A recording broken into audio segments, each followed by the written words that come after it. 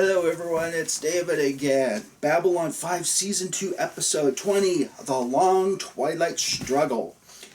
This is the episode, I'm going to have to skip through it a little bit because there really is a lot, but this is the episode where the Narn-Centauri War comes to a final end. Centauri Prime, the Emperor's quarters, Londo and Rifa meet, and we learn that it's been 6 months since the Narn-Centauri War began. And so basically they're planning on the final, the few chest pieces that are left. We zip on into Delen's quarters, and a different Drawl meets with Delen. Energy surge is detected in CNC, and sure enough, Captain Sheridan comes out of the shower, and there's Drawl. Have you ever had a family friend who's like that? The closest I have, a family friend of mine named Seth, and we spent all kinds of afternoons and weekends and stuff during high schools, even though we went to different high schools. It turns out that he is the same religion as I am, German Lutheran. I actually think they're Finnish Lutheran, but anyway, so he went to Trinity Lutheran Church, and I went to Portsmouth Trinity Lutheran Church. And he would just have carte blanche to walk into my house, and I would just walk right into his house. Came funny once when I got my very first my own self little rinky-dink apartment. It was drafty and cold as all hell. The walls had carpet remnants across it to try and keep the sound down from the neighbors next door, because the thing was, I think, built in the 1940s or something like that. I mean, it was just old. But anyway, one day he walks right in, and his new girlfriend is right behind him, honey, you can't just walk into somebody's apartment. Oh yeah, Dave and I do this all the time. And she's like, honey, come on, and she's running right behind him, trying to keep her respectful. Honey, you can't just walk into someone's apartment. So here I am, sound asleep, and all of a sudden, boom, I hear David, and I wake up, and there's my best friend at the end of my bed. And his girlfriend is standing there, and she's hiding her face, turning all kinds of red, David, I am so sorry.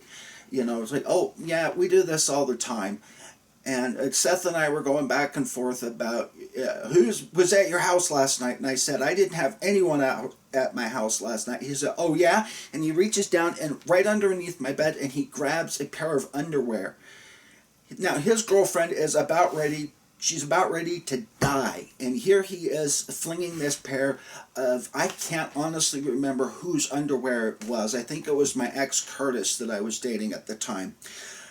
And of course she's just now ready to and she's goes into my living room and says, honey, I cannot believe you just walked into your best friend's house and pulled out a pair of underwear from his bed. And I'm like, Nova, I think was her name at the time, and he's had quite a few girlfriends since then, so who keeps track of this crap? And by the way, I also just made up that name so that I keep the innocent parties shall remain anonymous. But anyway, and I'm like, yeah, we do that all the time, and I put on a pair of underoos and something to cover myself so his girlfriend doesn't have to, enjoy my nakedness or anything like that, because I think that would have probably just sent her right over the edge, out of my house, never to be returned. So I went and showered up, and off we went. And I'm just trying to explain to her, because she's trying to apologize, and I'm like, Nova, look, we do this to, we've known each other this, well, did you pull out a pair of my underwear? And I'm like, yeah. So anyway, bro code 101, don't tell the girlfriend or the boyfriend what you did last night. So of course I lied. At any rate, we zip into Delen's quarters. Oh, I've already been through that, so let's cue the entrance. We have John Shuck as Drawl. He was born 4 February 1940. He's still alive, thank goodness. Boston, Massachusetts, English and German heritage, and he is noted for being the first actor to use the F word in a major motion picture, MASH, in 1970. So, there we go. First one to drop the F-bomb, and he is still with us as far as I can tell. So, good on him. And he's got his youthful appearance from 30 years ago thanks to the Great Machine. So he should be ready for Babylon 5.0 or 5.1. Would it be 5.1 then, I guess, if we were to in the next Babylon 5 iteration? Or is that Babylon 5 2.0? Put your comments on that one down below. That's got to be a major talking point here, man. Down below. G'Kar and Justin, his uncle. He is a war leader, and if you remember, he was also the Soul Hunter, and originally I also have that he was tapped to be the original G'Kar, and then something happened that, Andreas Katsoulis, blew them away, and they went with him instead. I get mixed emotions on that one because I could see either one being an excellent G'Kar. Of course, we got Andreas, and I am perfectly happy with that. Sadly, both of them are gone, so they will not be in the next Babylon 5. Let's see, Justin's giving him an update that the war is not going well, and he's like, G'Kar is like, well, I haven't heard anything about this in my briefings, and he's like, yeah, we're trying to put the word out there that we're holding our own, but the truth is the Centauri are kicking our butts. And it kind of reminds me a little bit, he talks about the main outpost at Gorash VII. That is going to be kind of one of the first major battles, CGI battles on Babylon 5 is the Battle of Gorash VII. That happens a little bit later in this episode. So, stay tuned for more works here. He said, Justin says to G'Kar, in the end, your work could be more important than a fleet of ships. And it kind of reminds me, and one of my teachers told me this quote, however, I can't for the life of me verify this quote. And it's the quote of, a well-placed spy is worth more than a battalion of troops. And my teacher said it was from Napoleon Bonaparte. But I can't, if any of you have any information on that, I can't. I've tried and tried and tried in my research, and yes, I do research for every episode, but I can't find where that thing came from. We find out later that the Centauri know of the Narn plans to attack Gorash VII, and Londo is cajoled to bring his forces in for, quote, one last time. Now, have you ever trying to remember, where, we'll just wipe out this group of people and it will be the last time we have to do something that horrible, like in the Bible. They just kept wiping out one group after another, kept getting assured, now, this next one will be the last time, everybody. What would have happened right now at this point if Londo had refused Rifa's request?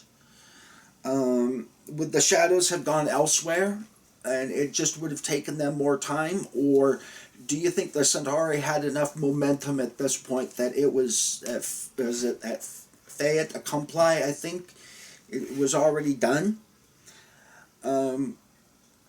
We also learned that the Centauri will be using mass drivers, which I believe is where you pluck an asteroid belt out of their system and you chuck it forward. Now, we know, or theorize, I should say, that one asteroid in the right trajectory and plane and everything wiped out the dinosaurs. So, granted, it's not going to wipe out every Narn within one shot, but you can imagine what the devastation. To the point where when the Centauri actually do use mass drivers, the Minbari, Earth, and Vorlon, surprisingly enough, have actually filed protests over the use of mass drivers. And it kind of reminded me of the 91 attack on Baghdad in much miniature scale, where they talk about they're being bombed into the Stone Age. Because if I remember right, was it Secretary Rumsfeld at that time? I think one of the Bush's minions basically made that comment. We're bombing Baghdad back to the Stone Age. We learn, and as we learn, sadly, the Centauri actually do end up bombing the Narn Homeworld. The Narn Homeworld, or the Kalri, I should say, send a message to Jakar that, Jakar, you need to go and ask for sanctuary. We all know that Londo wants a meeting with the B5 Council, that the Narn have surrendered, the ruling body, the Kalri, is disbanded, and we learn that the murder of any Centauri by any Narn will be the execution of 500 Narns, including the perpetrator's own family. And so begins the life of Citizen Jakar.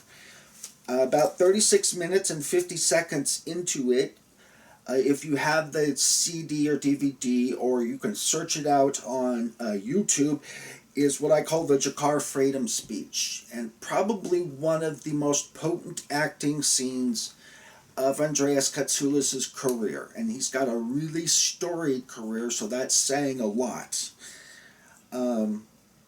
We also learned that the Centauri, or from an ISN report I should say the Centauri plan to annex several worlds close to Narn. So Hitler has ripped out the Sudeten land and Germany, and now he's on for more territory.